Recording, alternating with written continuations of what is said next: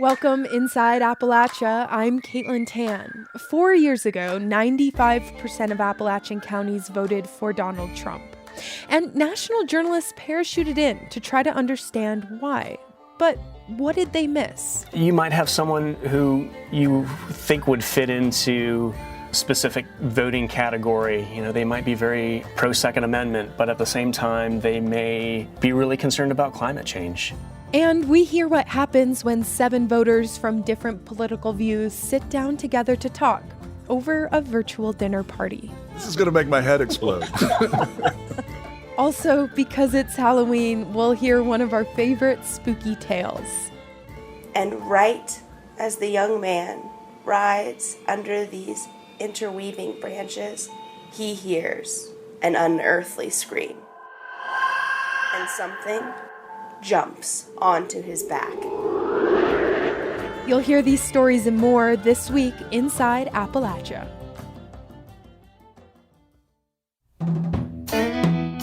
Welcome Inside Appalachia. I'm Caitlin Tan. It's very cool to be here, guest hosting Inside Appalachia.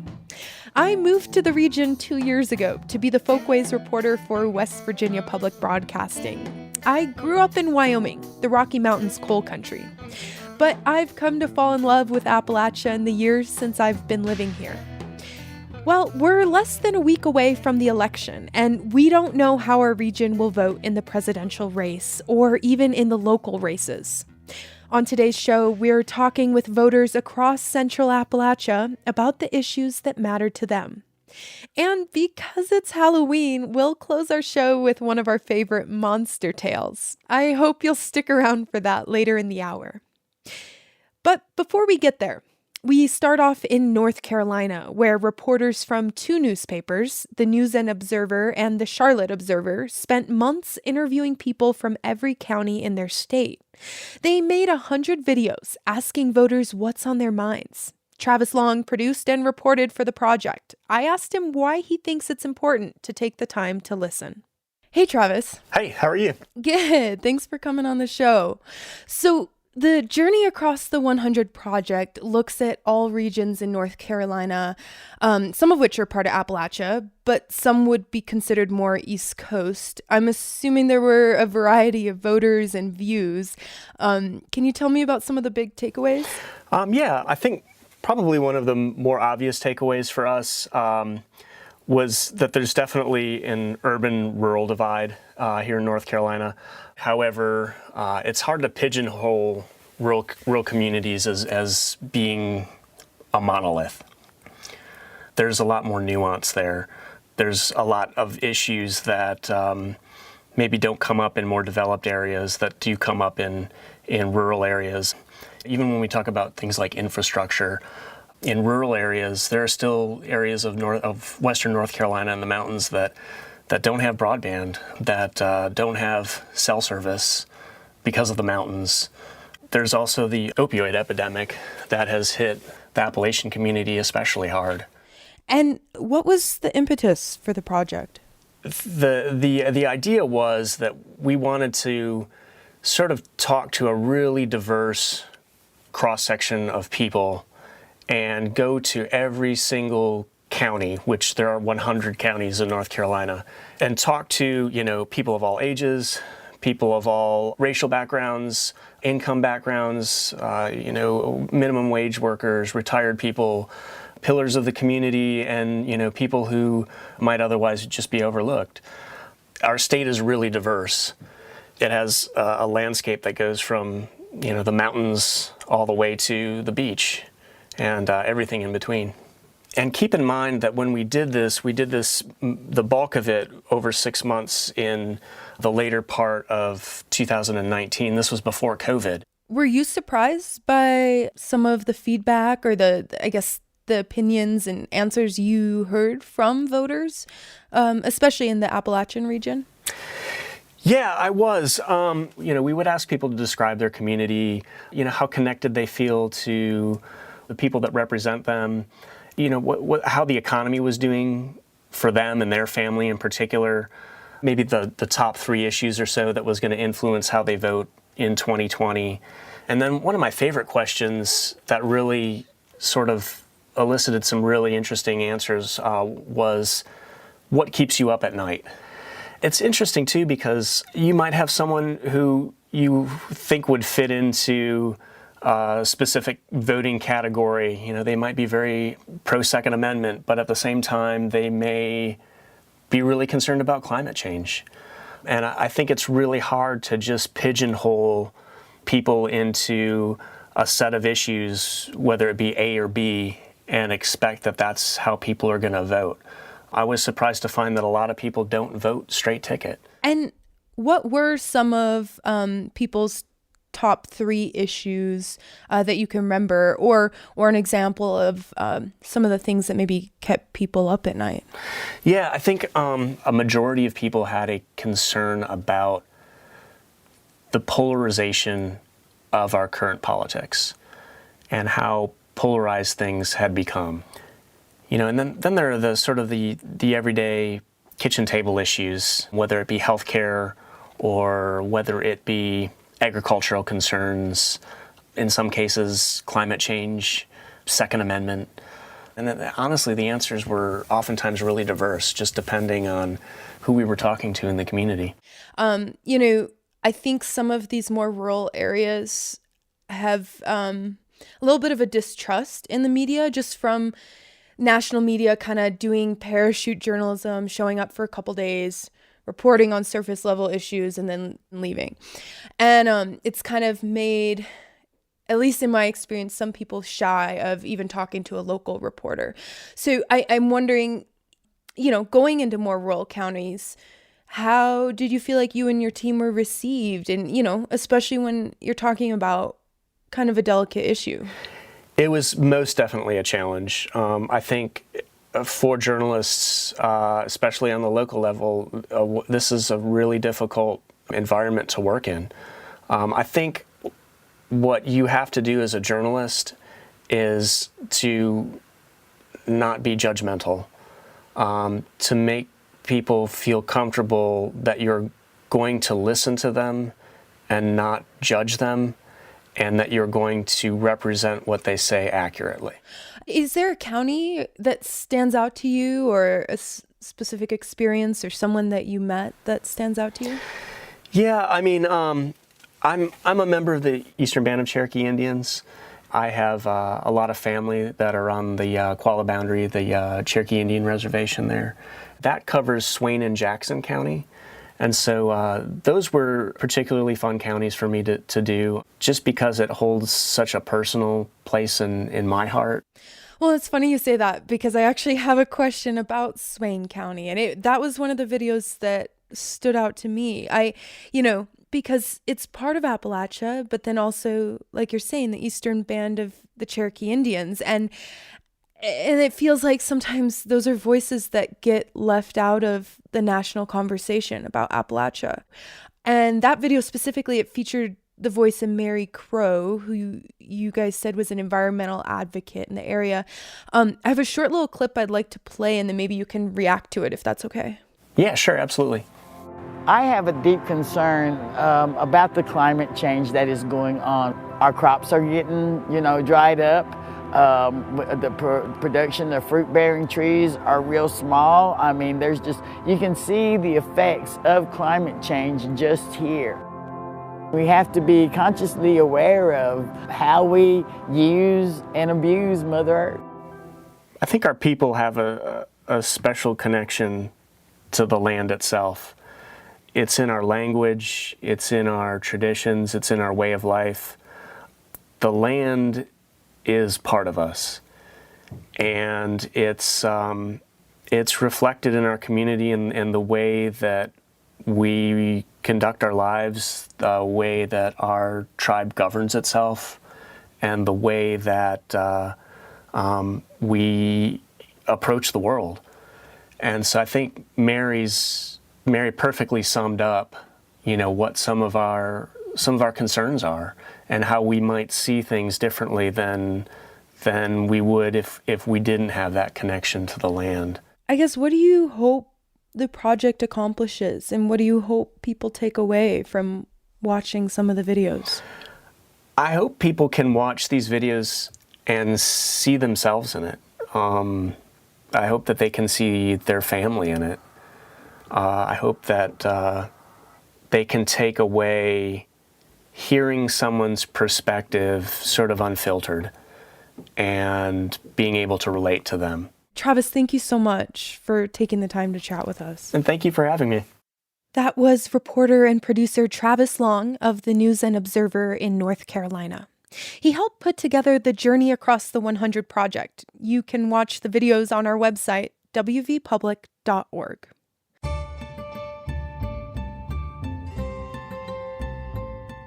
The 2020 presidential election is just days away. While national polls show Democratic nominee and former Vice President Joe Biden ahead, it's hard to predict just exactly how voters will cast their ballots. West Virginia hasn't voted for a Democratic president since Bill Clinton in 1996, and some folks in the southern part of the state aren't expecting an upset this year. Jessica Lilly recently spent some time talking with residents to find out what issues are influencing their vote. Henry Hornsby has never been what you would say big on politics or elections. He's not proud to admit that he wasn't even registered to vote until the last presidential election in 2016. I've always felt like you worried about yourself and your own. You know, sometimes you hear who's won the presidency before West Virginia even votes. You know, and I just really never felt like, West Virginia even mattered towards the presidency and stuff. And secondly, I got to say that I really didn't think that the president of the United States would have much bearing on my success or failure in Beckley, West Virginia. Henry says he was proved wrong during the Obama administration. Henry owns a small business just a few yards from Robert C. Byrd Drive in Beckley. Henry's Radiator. It's a family business he inherited from his parents. Henry spent a lot of time in the shop with his dad and the workers while growing up.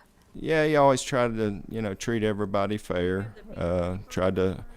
He really took a lot of pride in his name, both by business and both just by moral conduct.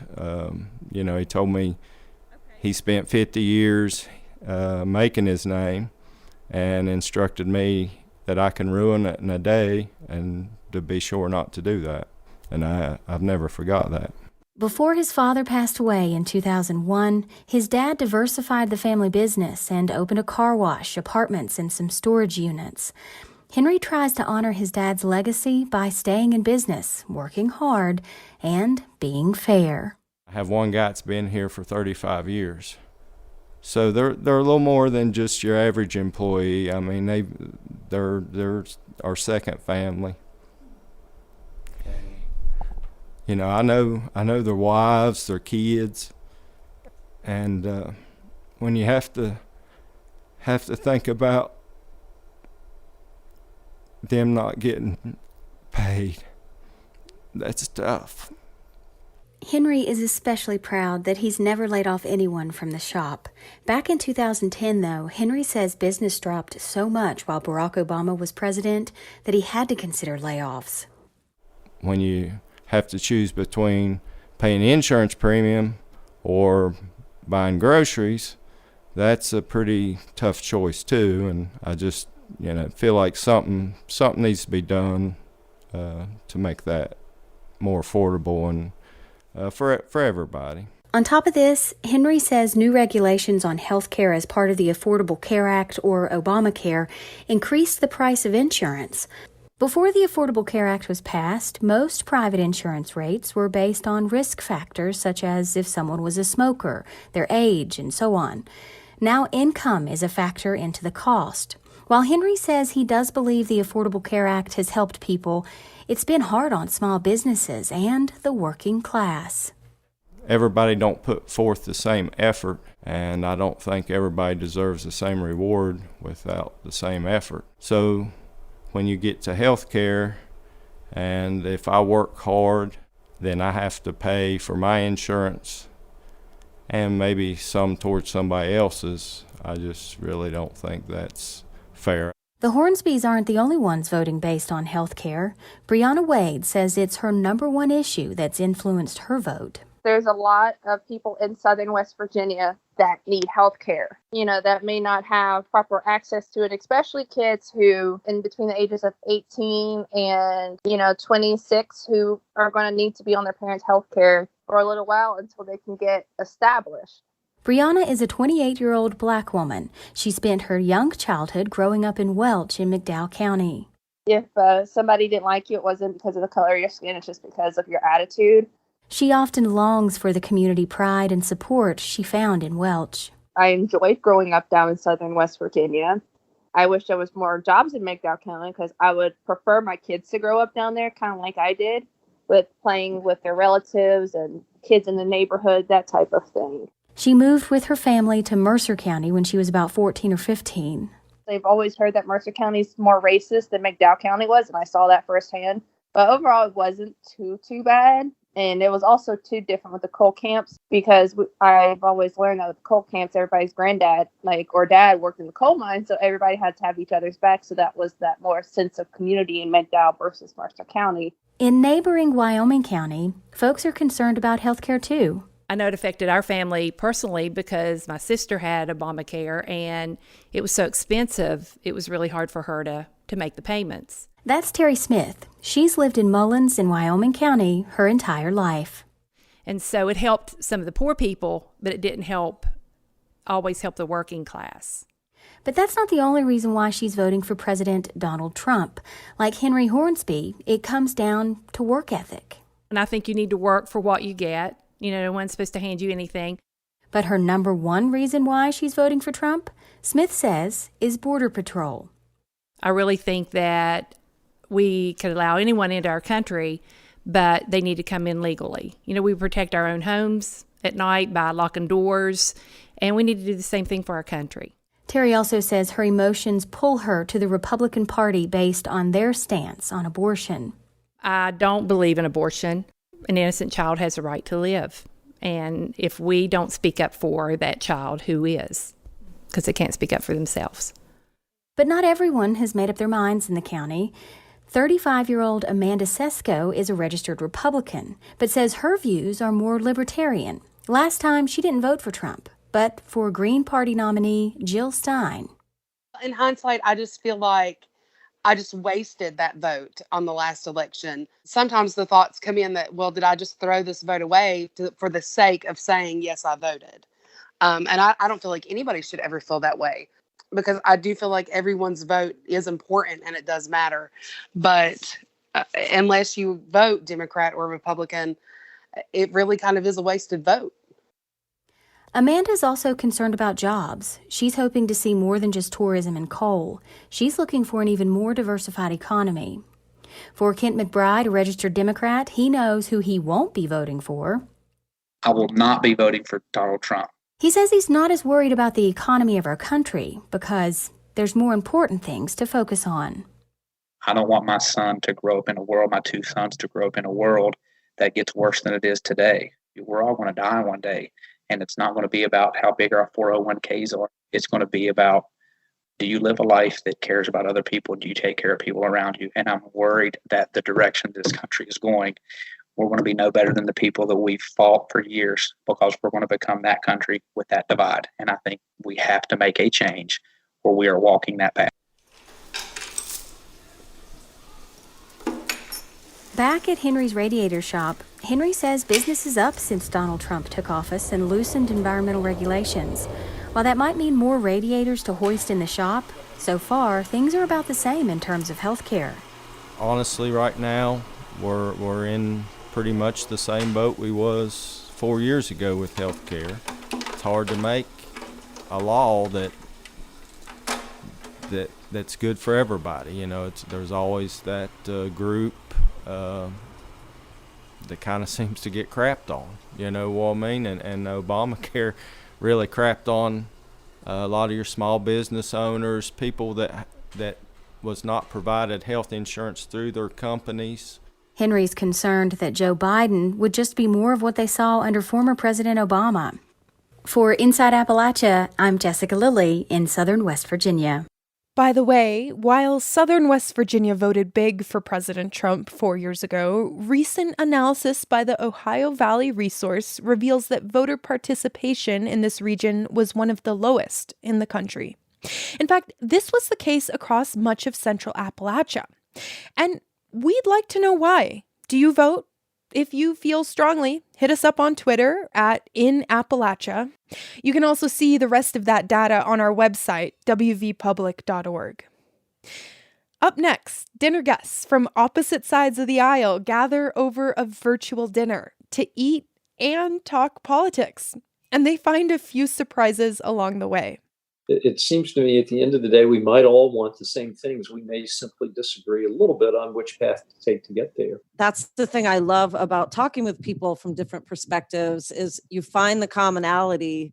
We'll hear what happens when they mix food and politics in a virtual political discussion. Oh, and we'll also hear a ghost story from West Virginia. The ending is one you may not expect. You're Inside Appalachia. I'm Caitlin Tan. We'll be right back.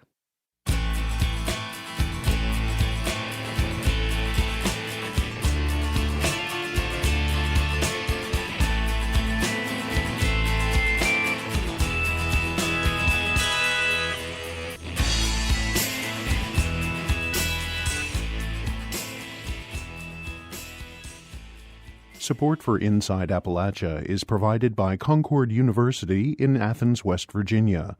With career-focused liberal arts education in more than 80 degrees and programs to pursue various career options, not just a single job. More at concord.edu.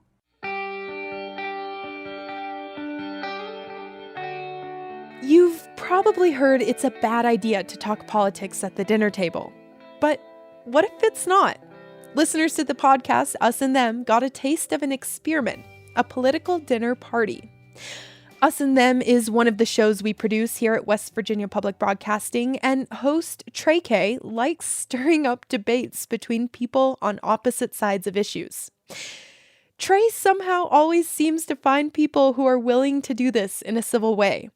Now, because of the pandemic, Trey hosted his dinner party virtually over Zoom, and he invited 7 guests who live in West Virginia or grew up here. They began by introducing the food they brought to the table.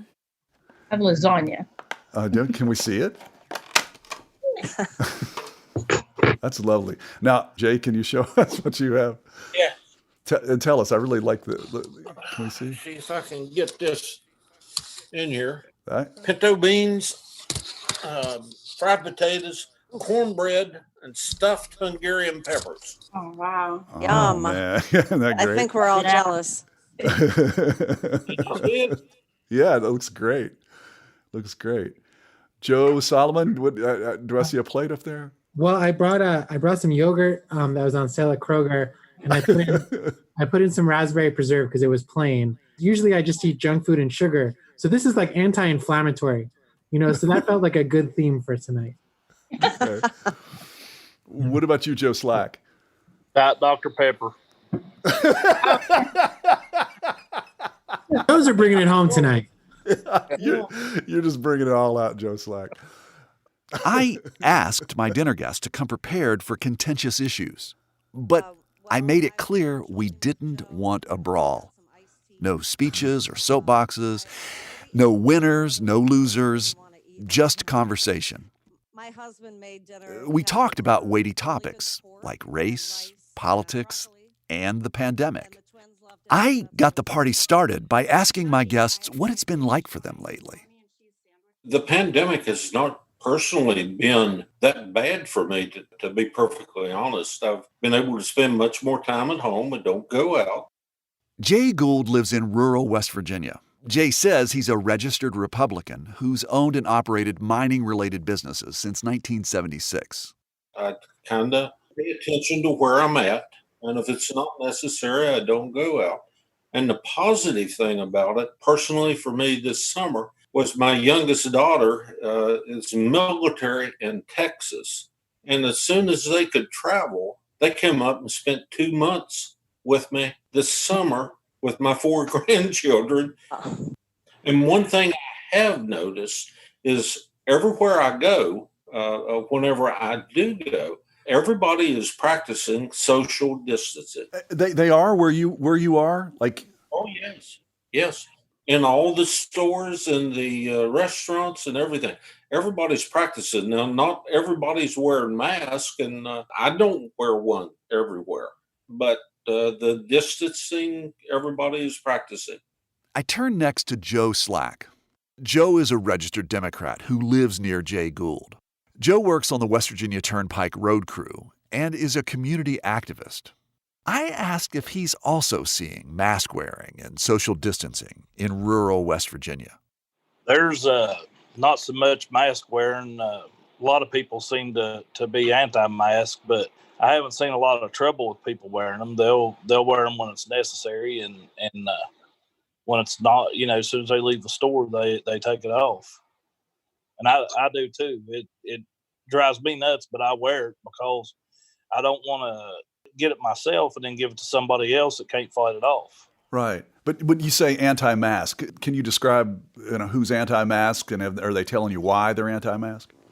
Just different people for different reasons. Some of them say they have breathing problems. Some of them say that the pandemic's been blown out of proportion. Some say that their rights are being taken away, and I don't feel that way about it. I think it's more respectful to other people to wear the mask so that you don't infect them. Well, it's interesting you say that. I think all of you know I kind of split my time between New York and West Virginia. I'm probably here and there equal amounts of time. At one point here in Charleston, I went to a party and I showed up with my mask, and the host said, "Are you really going to wear that?" So Steve, I haven't heard from you. Do you feel that people are taking it seriously here in West Virginia? Yes, I think people are taking it seriously. We have within our membership businesses, higher ed, healthcare. And so those are probably organizations and people that are more likely to be cautious about the disease. So where I go, I experience a great deal of mask wearing. That's Steve Roberts. He's the president of the West Virginia Chamber of Commerce and considers himself a fiscal conservative, but more centrist on social issues. He's been a friend of mine for about a decade, and we are both part of a Bible study group in Charleston. My father is 94 and lives in a continuing care retirement community in Huntington. They have a great deal of acceptance of the need to wear masks. They have 250 people living in their community. They have at various times closed it down to visitors. And when you consider for very elderly people to not be able to visit with their children, grandchildren, there's just a lot of isolation. We all know there are going to be people who either don't believe it or who forget and get too close and don't social distance. On the whole, though, my experience is people are paying very close attention to it, and that we in West Virginia have done a good job of taking care of each other. I will say, I think we're probably learning things through the COVID-19 experience about how we might better take care of each other.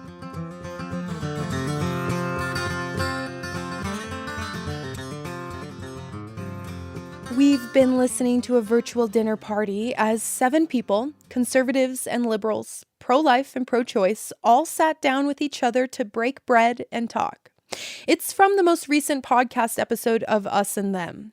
In this next part of the show, the dinner guests discuss their thoughts about racism in our country.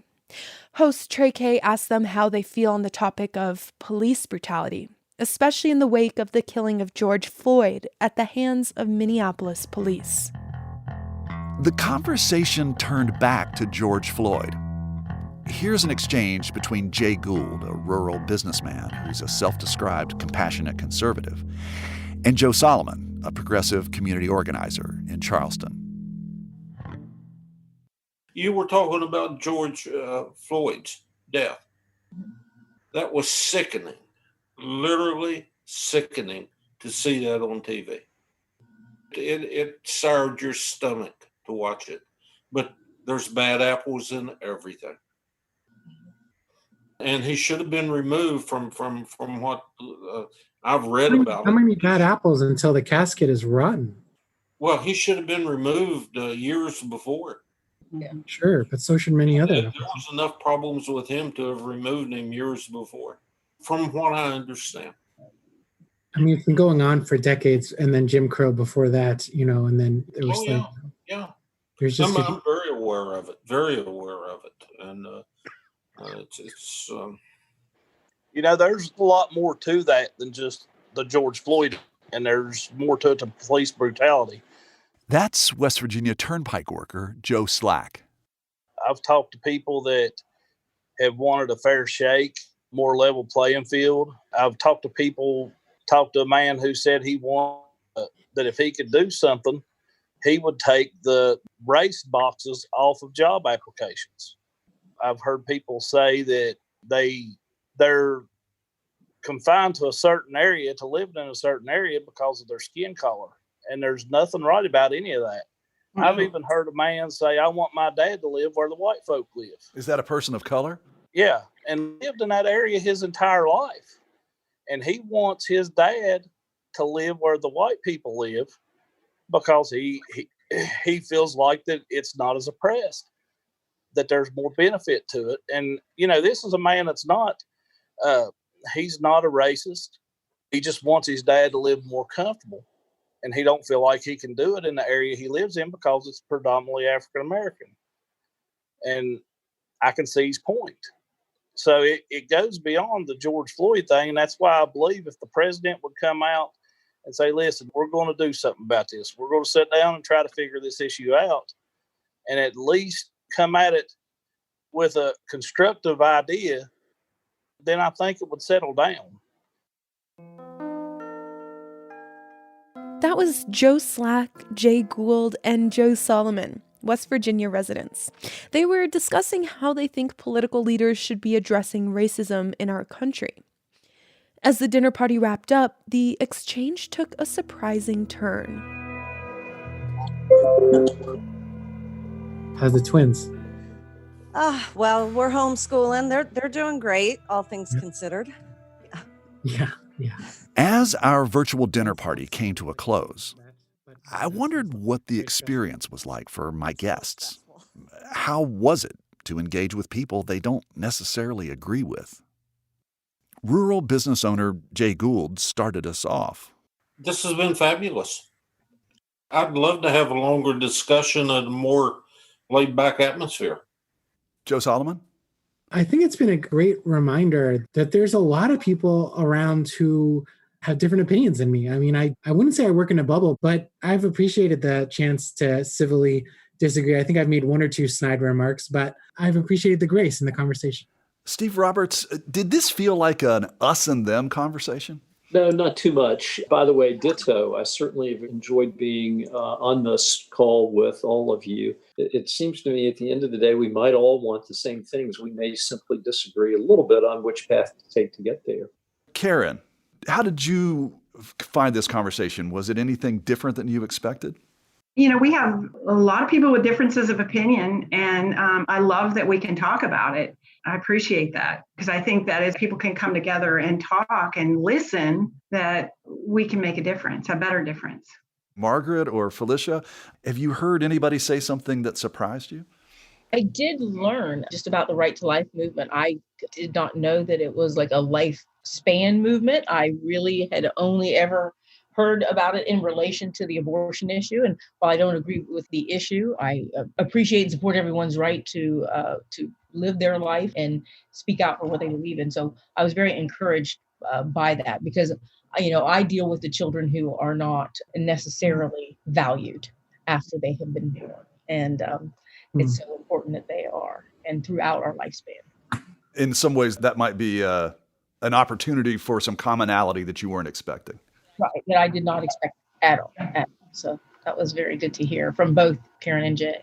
So it was great to hear from all of you. And you're definitely people I would like to spend more time talking with. I think it's wonderful. Definitely a reunion. Yeah. Margaret, what about you? So I read folks' bios before joining the call. I was kind of getting into the headspace of what might the call be like? And I immediately knew that all of you, like I, care a lot about West Virginia.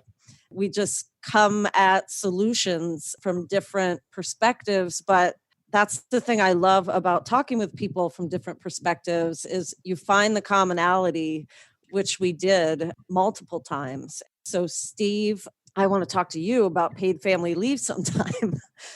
We're wrapping up, but Joe, looks like Joe Solomon. Yeah, I just wanted to share that. Margaret, I'd love to work with you on paid family leave too. I think that work would be an anti-overdose policy as well as just human dignity policy because it reduces childhood trauma, which sets us up for so much success, which then connects with Felicia's work. I want to also say that it's one of my secret fantasies that we go out sometime with a bunch of pro-life folks to give out naloxone across Charleston's neighborhoods.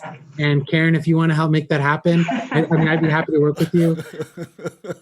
Definitely an aha moment at my dinner party. Here's what's happening. Two people who might not agree on a lot, Joe Solomon and Karen Cross, a progressive and a conservative, find common cause to help others suffering from addiction. The idea?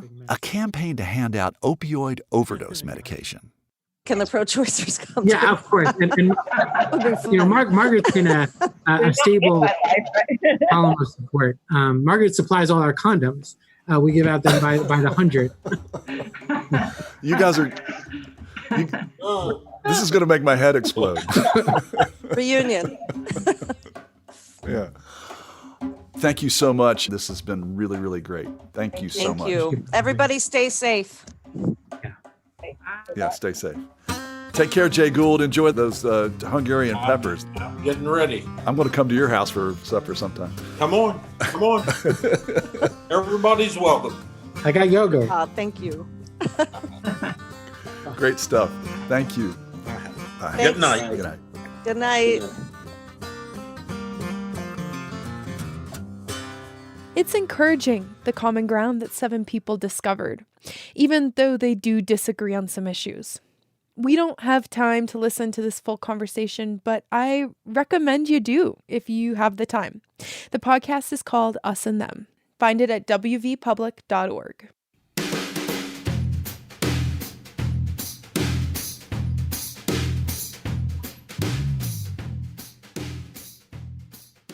You know, one thing I've been thinking about is that people are people. They aren't political categories. That's what I wanted to talk about with Gary Bentley. He's a former coal miner from eastern Kentucky who now lives in Lexington. He's written extensively about his time underground, including a blog series called In the Black. Hey, Gary, thanks for joining us. Thanks for having me. So we actually had you on the show a few years ago. You told us about your 12 years underground in the mines, and you talked about how you don't like how the national media portrays coal miners.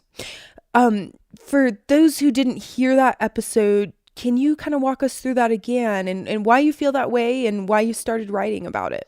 Yeah, so, I always see two sides coming from people that are outside the region or that aren't familiar with the coal industry and the people that worked in it or still work in it. You get the romanticized photos, a lot of people refer to poverty porn, of black and white photos of these miners covered in coal dust, holding picks and shovels and their little metal dinner buckets standing outside of the coal miner on their front porch. But then you also get this side where it's the Republican, workers standing behind political candidates. And then you've got the opioid addiction issue that seems to, for some reason, find its way into all of the coal industry portrayals of the people working. It's a blend of all of that. And there was a wide variety of people that worked underground. And I worked in several different regions. Nobody actually fit into one specific category or mold. And I just wanted people to see what it was really like, what the people were really like, and some of the things that went on underground. Gotcha. And obviously that's a serious subject and I have some follow-up questions, but did I hear some chickens in the background? You did. I live on a small, I call it a hobby farm. Gotcha. And we have lots of chickens, and they're more like pets. So they, if they're out and I'm outside, they want to come close. We last talked, 4 to 5 years ago. Have your thoughts and opinions, have they morphed on the mining industry or changed? Yeah, I wouldn't say that my thoughts have necessarily changed. I've seen a lot of things coming from whether it's distant friends or family members that have sort of changed my opinion on why a lot of those people maybe leaned in the political direction that they did. During the 2016 election, and honestly still now, Appalachians and coal miners are often labeled as Trump country.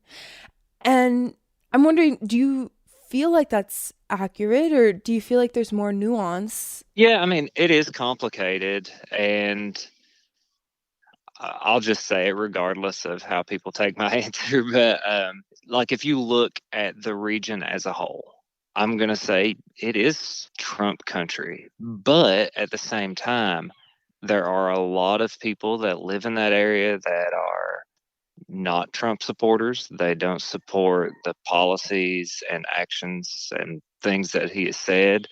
There are very open-minded people that live in that region. And so to say that everyone from Appalachia is a Trump supporter or a supporter of those types of conservative beliefs is inaccurate. But stereotypes and labels exist somewhat for a reason. And when you look at the region as a whole and the majority of the population, unfortunately, I don't see it being that inaccurate. And you say unfortunately. Where's your thought process coming on that? Well, I hate to think that the area I grew up and lived in and I still care about would be so stuck in the beliefs of racism, hate, divisiveness, that they would still be so staunchly proud and supportive of Trump. I mean, what kind of issues are on your mind this election cycle? I mean, as a former miner, you had to move away from Appalachia for employment. So politically right now, my biggest concern is the economy and what's going to keep that area alive. And at the same time, it's the systemic racism. And you were saying that you've kind of over the years tried to understand where friends or family or former coworkers might be coming from in their values and why they might feel, I guess, resentment towards the left and feel strongly toward Trump this election cycle. I guess I would blame the majority of all of that on the media because of a lot of the beliefs and feelings they have come from a place of ignorance, of just not knowing, not experiencing. And from the time I was young, it was always, coal jobs, coal jobs, coal jobs. There was never any real talk of diversifying the economy. And so the majority of people really believe like coal is all they have. Like without coal jobs, we have nothing. And in my region of Appalachia, Christianity and Christian values were like probably the number one thing on people's minds when they go to vote. So back in 2016, then candidate Donald Trump, he promised to quote unquote bring back coal if he was elected. But in fact, coal production hit some of the lowest levels last year. Do you feel like there's a way to bring back coal? Like, do you think Trump could realistically deliver on that promise? Or do you think the decline is inevitable? Well, it's inevitable. Coal has been in decline. When they left the pick and shovel era of mining and brought in machinery, From that point forward, coal jobs have decreased every year. And, it's all a play on numbers. So they may say, oh, there was a coal boom, let's say in 1980. But in reality, the business may have raised a small bit and there may have been more coal being purchased, but the number of jobs never increased to the level it was 10 years prior or 20 years prior. Yeah, there may have been 800 new coal jobs in a year, but that doesn't account for the 3,000 coal jobs that were lost 5 years prior. That brings me to my last question is, Gary, you live and work in Lexington, right? Yes. Do you ever see yourself coming back to Appalachia? I don't know that I would or could. I'm not saying I wouldn't, because I would love to live there. But at this point in time, I could not go back because the lack of job opportunities. I also got to think about the future of my daughter. What would she do? Is she going to be forced to leave as I was? And, until there is a drastic change in the economy and more job opportunities, I can't go back. And the majority of my friends that have been forced to leave the area just like I was, they say the same thing, there's nothing that would allow me to go back. Wow. Is there anything else, I guess, related to what we're talking about that you wanted to say or add? So, my biggest concern is I would like for people, when they go vote, when they look at, who they're going to vote for, that they would look for who is going to do the most for the area they live in and actually boost the economy and make positive impacts and changes, because nobody can bring the coal industry back. Nobody can change where the coal industry is at this time. That was former coal miner Gary Bentley. You can read his blog In the Black online at the Daily Yonder.